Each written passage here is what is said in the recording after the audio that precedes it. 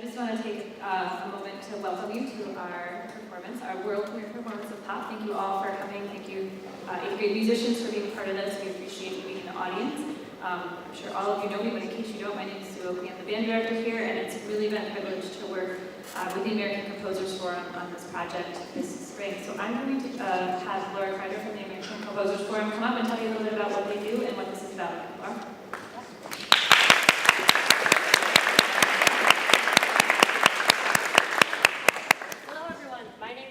Kreider. I'm the Director of Education at the American Composers Forum. We're a national arts organization that supports living composers and new music, and we help to connect composers to communities. And one way we do that is through our BandQuest program, where close to 20 years now, every year we place a top composer in residence in a middle school, just one school nationally, every year. So E.C. Adams is our school this year. I know, right?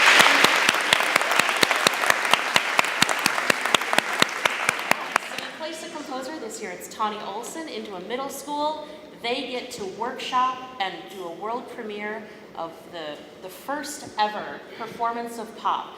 And after that, we publish it and it gets distributed nationally. So students and schools all over the US and internationally can perform the piece just like they're performing today. So we're so excited to be here. I'm so excited to hear the piece for the first time ever. And thank you all for being here to support it. Thanks.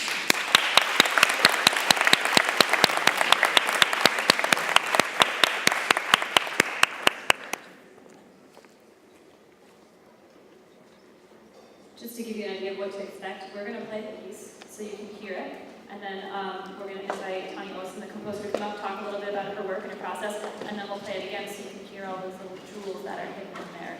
So, wish us luck. Off we go. Woo!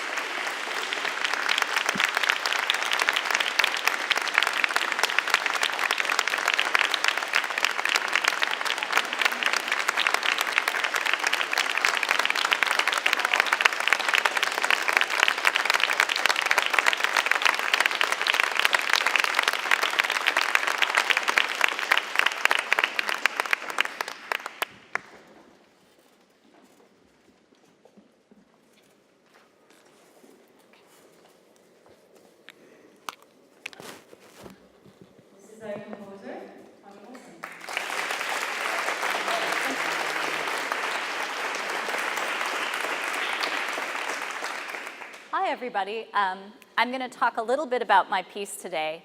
As a composer, a general rule of thumb is don't talk longer than the piece lasts. But I've been asked to talk for 20 minutes, which is about 5 times as long as this piece lasts. So I will leave some time at the end for questions in an effort not to grossly exceed the length of the piece. Before I start talking about the piece, though, I would like to thank all of you guys for coming out today to support your band and the band students and to support new music. I also want to thank the American Composers Forum and especially Laura Kreider for just making this happen, which it never would have. I want to thank Tom Duffy, who's here today, who was incredibly helpful and supportive of this project. And of course, I want to thank the students in the band who've just done a really great job of learning this very difficult piece. And last but definitely not least, Mrs. Oakley, who's not only a very fine teacher, but just an incredible collaborator. It's not always easy to work with composers, but she just intuitively understands how to communicate clearly and really helpfully what the band's needs are and you know, what will make the piece stronger. And I wish that many other composers will have the joy of working with her and with the amazing students at this school. So, how many of you have eaten popcorn? Raise your hand. All right. How many of you have made popcorn or watched popcorn being made? Raise your hand. All right, great. So when you're making popcorn, what happens? Do all the kernels pop at once? No. Do they pop like in a nice steady way, like pop, pop, pop, pop, pop? No. What happens? Anybody brave enough to want to offer an answer out there? Yes. They just pop when they're ready. That's all it is. Yeah. So yes, and back there? Spontaneously. And if you think about the overall shape of how they pop, does anything come to mind? Well, I've noticed that when I'm making popcorn, that you put 1 or 2 kernels in and they pop, and that tells you it's ready. So you dump the rest in, and interestingly enough, they don't all go at once. So a few will start to pop, and then a few more, and then it really gets going, and the whole pot is popping, and you're shaking the pot so it won't burn. And you know it's done because then they die back, and the spaces between the pops get wider and wider and wider. So that was the inspiration for this piece. I thought, I was just thinking about popcorn. I really like popcorn. It's a delicious snack food, and most people can eat it and like to eat it. So I thought that would be an interesting shape for the overall piece, but I also thought it would be kind of fun to have a section in the piece in which the entire band got to basically become a pot of popcorn. In order to do this, I used a technique that we call aleatory, which is just a $10 word that means you have improvisation that is guided. So in this section, I gave the students the B-flat blues scale, which is a scale that's used most of the piece. And I said you can play any of these notes at any time, but you have to, together as a band, create the shape of a pot of popcorn. So you have to start with just a few notes spaced out, and then get faster and faster and more active, and then you've got to all come down together. So it's quite challenging for Mrs. Oakley and for the students because they really have to listen to each other, and they have to be brave in ways they aren't usual. So you heard that just now, but I thought it might be interesting to hear that bit, which is rehearsal K, again, just by itself, and think about popcorn and see if you can hear what they're trying to do.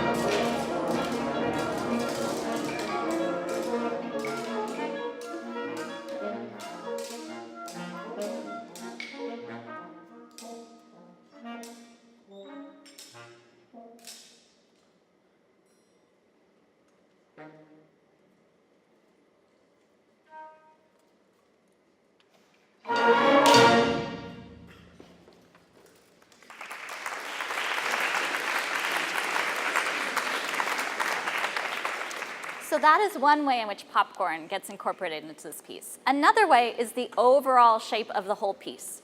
So just as a pot of popcorn doesn't usually get going right from the get-go, this piece just starts out with an individual note from the main melody, then a couple of notes, then a couple more. So it takes kind of a while to get going. And so I thought perhaps we could listen to the opening of the piece again, and you could think about that idea of just hearing bits of the theme.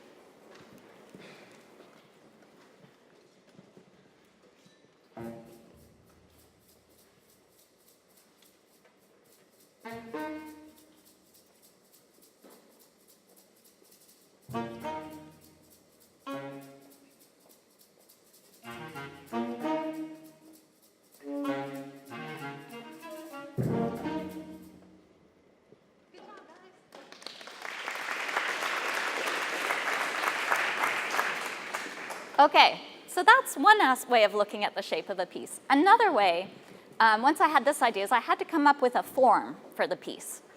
And at first I thought it would be one thing and then another, but I ultimately decided on something called rondo form, which is a really old form. It goes all the way back to the Middle Ages, and it takes different shapes. So in the time of Mozart and Haydn, you'd have, it would be A, B, A, C, A. So you get the idea. You have an idea, then something different. Same idea comes back, something different, same idea. So this piece doesn't quite do that. It does A, B, A, C, A, B, A. So it's a little bit symmetrical. You could call that arch form. Some people would call that as well as rondo. And just so to give you an idea, I thought it might be helpful to give you those themes for the A, the B, and the C. So first off, I'm going to have the band play you the A theme.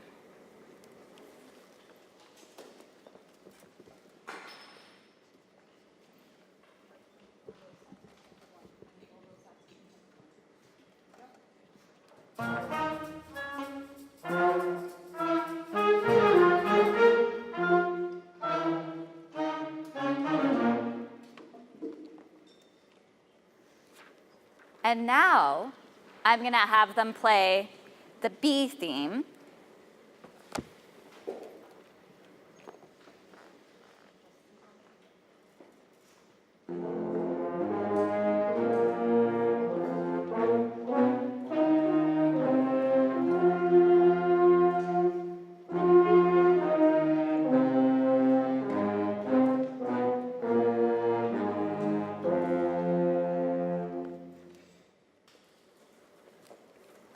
And I think you know what's coming next. It would be the C theme.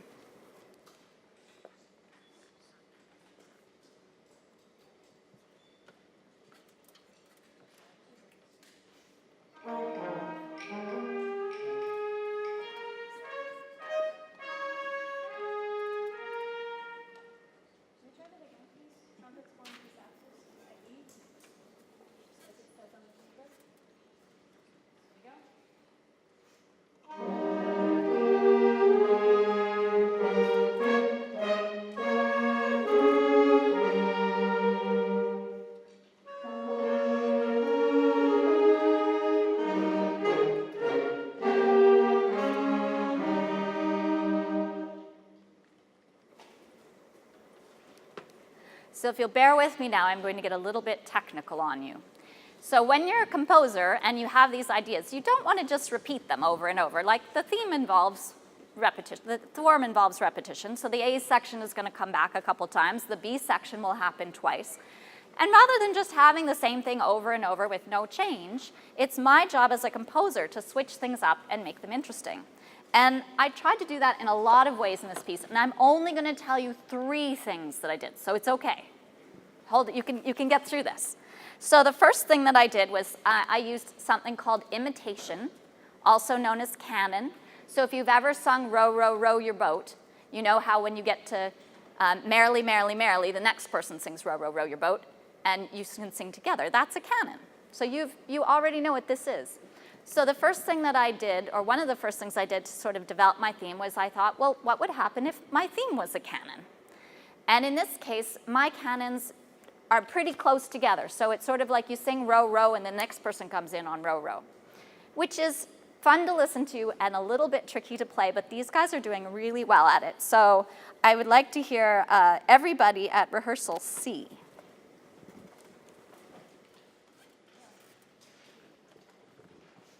Great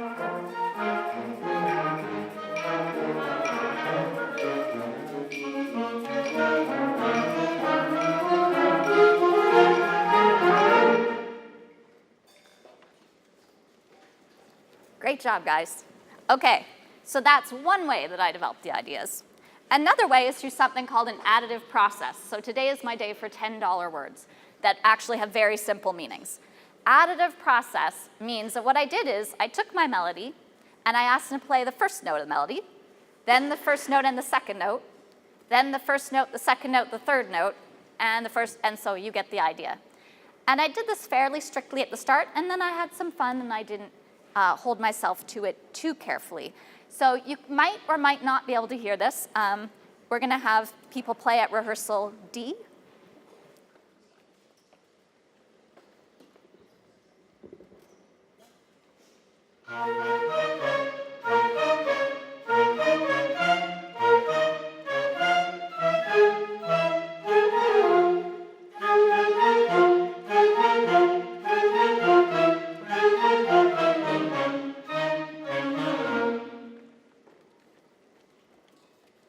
So you can hear how in a kind of a free way you get a little bit of a theme, then you get a little more, and then you get a little more until you get the whole thing. And in that section, when we get to it, when you hear the whole thing, you'll actually hear that plus a canon going on at the same time, because why not do more than one thing if you can? So the last thing that I want to talk to you about, and then I'll be done, so you're almost there, is I changed the character. And I changed the character of the theme by changing the instrumental color a little bit. That is asking a slightly different group of instruments to play. But I also decided to change the character by shortening the notes. So the first time you hear this theme, it's going to be beautiful, like, ooh, that's a terrible word. It's going to be lyrical and smooth. And then the second time you hear it, it's going to be poppy and energetic, just because of the change in articulation and in the length of the note. But hopefully you'll still hear that it's the same theme. It's just like it's wearing a different costume.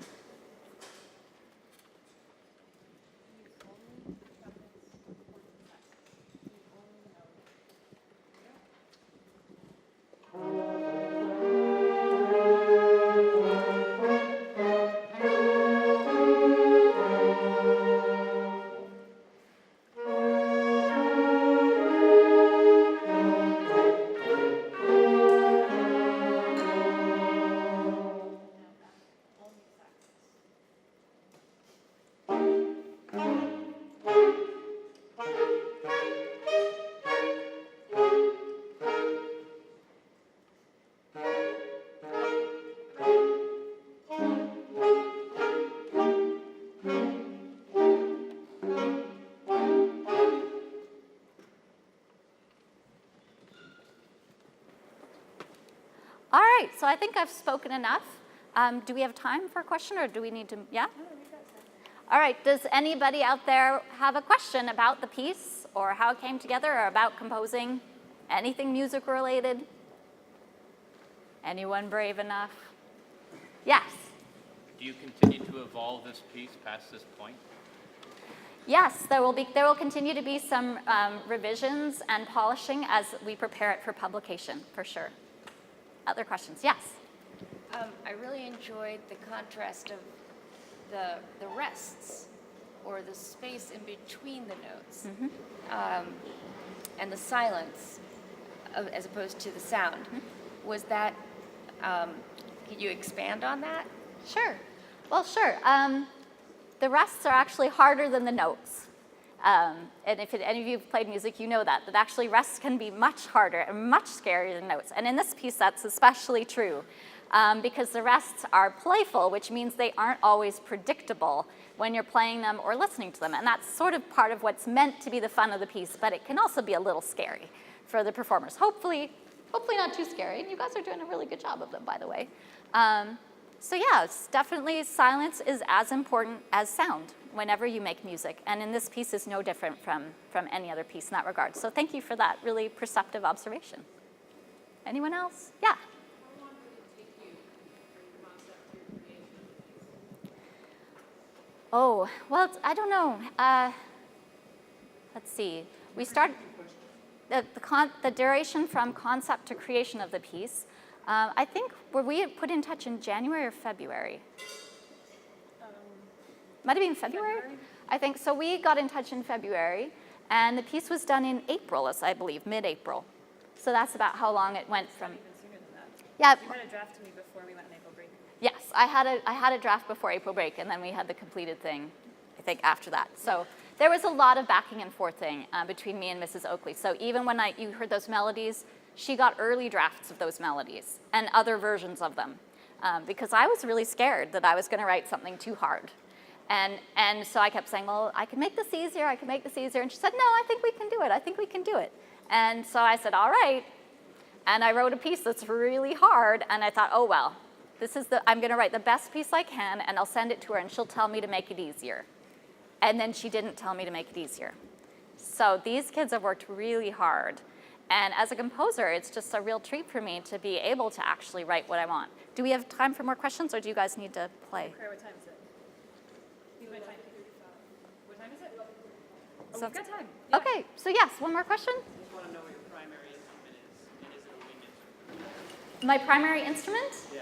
Yeah, I used to play the piano, first of all, and then I learned how to play the flute and the piccolo when I was in middle school. And I kept playing them into college. So yeah, but now I sing mostly. And, well, I compose mostly, and then I sing a little bit as well. Yeah. Did you write one instrument at a time, or did you just put all the sounds together in your head as you went through? Well, what I did is what many composers do when you're writing for a big group like this, is I started by writing something called a piano score or a short score. So the funny thing about when you write for a big ensemble instead of chamber music is you actually have to keep the music simpler, which makes no sense. You think when there's when you have 80 people playing that you would need 80 things going on, but actually when you write for a big ensemble, you want to keep it down to usually about 3 things going on at a time. So I wrote out a score that you could actually play if you had 4-hand piano, and I've thought about turning it into a 4-hand piano piece. And as I wrote, I was thinking about instrumental color. But then I went back when I had all the music kind of worked out so that it worked, so that it was what I wanted, and I thought, all right, this would be a good, this is definitely trumpets, maybe I'll put in the horns, and maybe I could double with saxophones, and then this is definitely a flute idea, but maybe I could double with xylophone. And so I kind of did it step by step like that. Yes? Can you give us a brief musical bio, please? Your experiences, your training? Sure. I was born and raised in Canada, and there was a piano in our house, and I really wanted piano lessons, but my mom was determined that I would be a ballerina. So I didn't get piano lessons until I was 9, and I really wanted to play the flute, but I didn't get to play the flute till I was in junior high, because then we could get a flute for $25 and free lessons. So eventually, I just got more and more serious about music, and I was composing, and nobody was really helping me compose or interested in it, but I was doing it anyway. And I got to university, and I had a performance injury. I couldn't play the flute anymore. And I ended up becoming a composition major, which worked out for the best, because I really like composing. Which university? I went to my hometown university of the University of Calgary for my undergraduate degree, and then I came down here to be here for 2 years to do a degree at Yale. And as you can, it's a few more than that years that I've now lived here. And I went back up to Canada to the University of Toronto and did a doctorate there because I wanted to move back to Canada, which, as you can see, worked very well now that I'm living in Connecticut. And I taught for a while I was doing my doctorate actually at the Educational Center for the Arts in New Haven. And now I teach a little bit at the University of Hartford at the Hart School of Music. So, you're welcome. Okay, I think we should. All right, last one. Can we just hear it again now that we know what's going on? That is our plan. So, thank you very much.